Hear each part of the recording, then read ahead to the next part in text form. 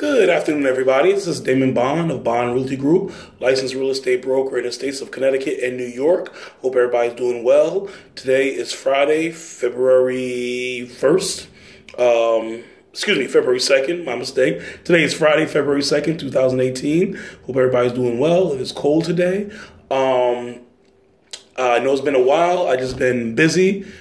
Busy, good stuff. So a lot of things been happening, a lot of changes in my life, personal life and professional. It's all been good. I'm happy to say and report. I apologize for the little break there, but I had to take care of a few things, and they are slowly being taken care of. So I had to reach out to everybody.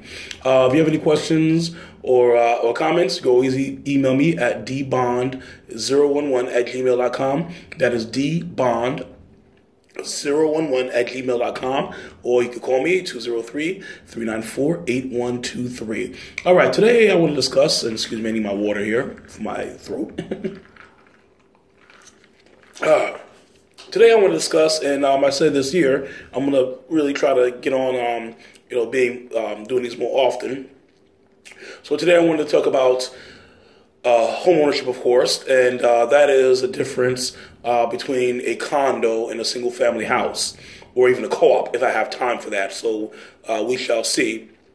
So a couple of things here, because I run into a lot of first-time home buyers, and a lot of first-time home buyers are not really sure if they want to get a condo or a single-family house, and what exactly is a condo, what is a co-op, and those things.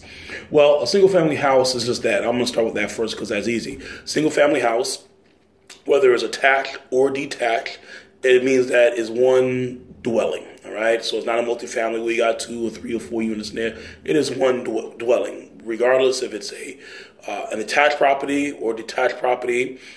Typically what they call a duplex, and you on one side and your neighbor's on the other side. So pretty much, you want to do anything into that property inside and out, you may. You pay property taxes on that. You build, twice a year in many municipalities, particularly here in Connecticut. You build twice a year.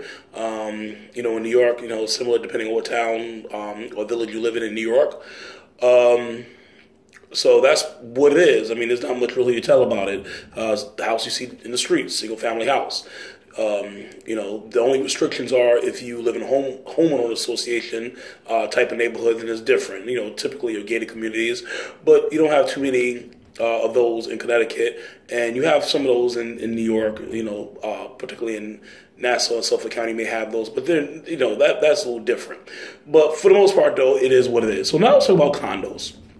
A lot of people get the idea mixed up that condos are all the same; they're all apartment-like, and that is not entirely true. With a condominium, you own the property. You own it. You pay property taxes on a condo. So if you don't pay no property taxes, they're going to take your unit away from you. All right? Condos vary in terms of styles. You have condos that typically we call garden apartments, right? They're 2 or 3 story little, structures or what have you, and you have a unit inside a common entrance. You have condominiums in buildings, like apartment buildings, right? You see this a lot in New York City. In Manhattan alone, something like 25% of the housing stock is condominiums. Tall apartment buildings, all right? You may think they're apartments, but those are actually condos. Homeowners own those things. With a condo, you have condos that are townhouses. So if you go into the outskirts of the city, a place like Westchester County or Nassau, Suffolk County, Rockland County, you see that they're townhouse-style condos where you just have a neighbor on one side, but it's an up-and-down unit, all right? You have condos that are townhouses I just mentioned where your unit, you have, the bedrooms upstairs, you have, the main level with the kitchen, the living room, the dining room, whatever it is you may have, and then you have the basement.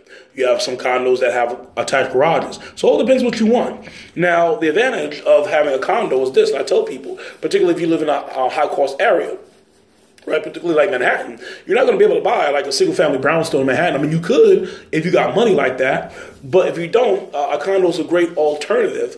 And even up here in Connecticut, a condo in Greenwich is much cheaper than buying a single-family house in Greenwich, Connecticut, or some of the other places, Stamford or Darien or what may have you. So the advantage of buying a condo is usually you get more money for your square foot. And the beauty about a condo is the expenses are usually shared. So with that said, the taxes are usually lower. And I always tell people, listen, particularly if you're young and if you're starting out, you got a small family, condo's a way to go. You can always work yourself up. So at least you own something, tax write-offs and what have you, and you could probably later on rent that down the line, or you can sell it if you want to. So, condos are really great in that form because it will get your foot in the housing market, certainly. Condos, the mortgage requirements are the same, unless you do an FHA, because not all condo associations accept FHA mortgages.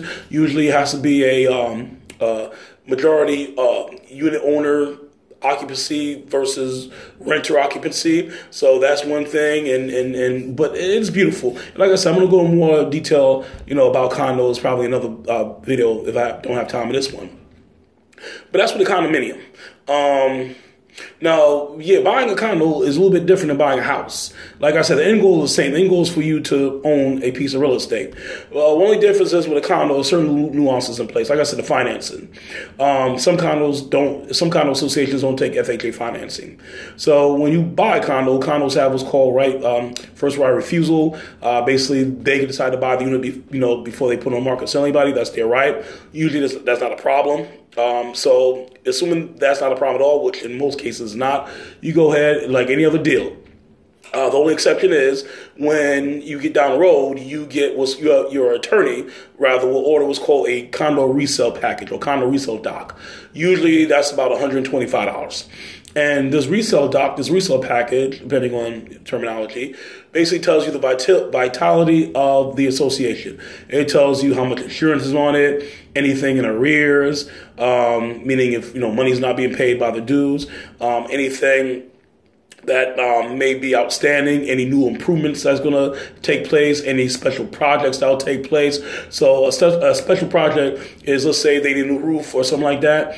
So what they do is they may increase the common charges for, let's say, like 2 years until it's paid off, and then it's going to go back to the way it was before. So that's a special assessment. So anything like that.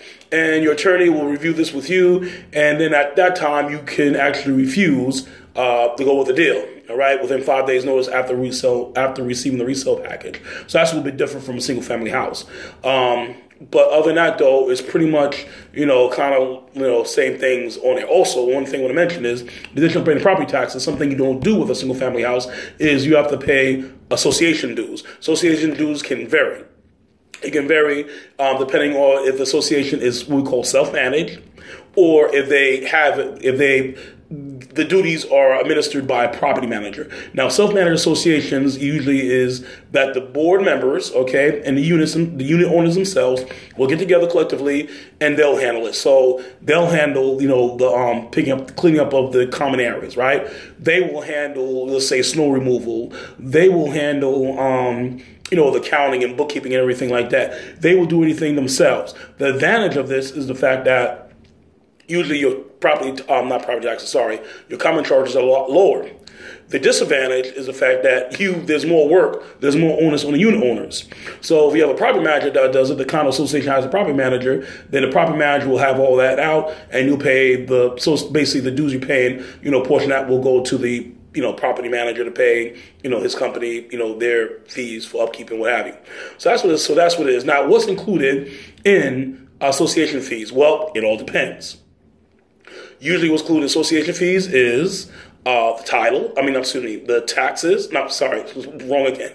The insurance of the overall condominium, any improvements that have to be done, groundkeeping, maintenance, and some jurisdictions it may be garbage collection or pickup. That's included as well. If you have a swimming pool, that may be included for the maintenance of that. So these are generally speaking where your common charges go or your maintenance fees will go, and the maintenance fees can vary greatly. All right, they could be I've seen the maintenance fees as low as $200. And they could be as high as, if you want New York City, they'd be high $1,100 or $1,500. So it all depends on what it is. It all depends what bells and whistles you have in your particular unit. Because if you have door people and you have living superintendent, they're going to go up, even further. So that's what that is. Basically the advantage of a condo is that certain, you have a common area that everyone shares. So maybe a rec room or so forth, or a swimming pool, or your condo has tennis courts, all right, or a parking garage or parking lot. These are all shared spaces. Okay, so those are all maintained by the unit owners. So that's the one advantage of having the condos, because you don't have to worry about the exterior of the property. You only have to worry about your interior. So you don't got to worry about if it snows. If it snows, the removal will be take place.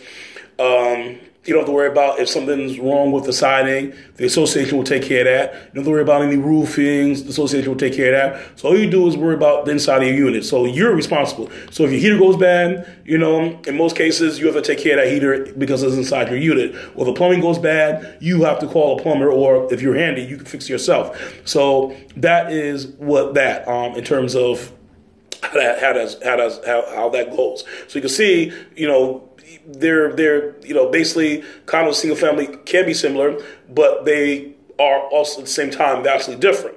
Like I said, you're still a property owner for both a single family house and a condominium. This is that with a condominium, you have shared spaces.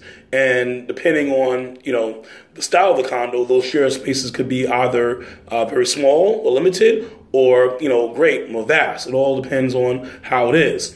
Now, I'm not going to have enough time to go into condos versus co-ops, because co-ops is unique in this neck of the woods where we are in the Northeast. But I'll certainly do that in another cast. I'll probably get to it next week.